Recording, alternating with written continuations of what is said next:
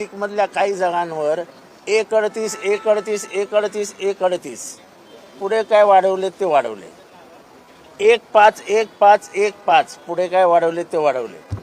म्हणजे एक pattern fix केलाय आणि त्या पॅटर्ननुसार मतदान झालेलं आहे.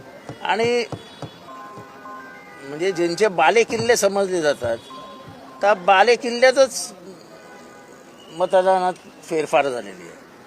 आणि मी हे आज बोलत नाहीये, मी आज साहेबांसमोर सुद्धा सांगितलं की मी 2014च्या नंतर लगेच सांगितलं होतं आपल्याला ईव्हीएम विरुद्ध लढावं लागेल.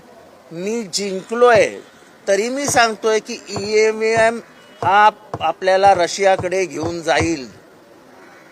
जसं पुतीननी, हे मी अगदी शुद्धीवर असताना बोलतोय, जसं पुतीननी आपल्या विरोधकांना निवडणुकीद्वारेच संपून टाकलं तसं भारतात होणार, भारताचा रशिया होणार.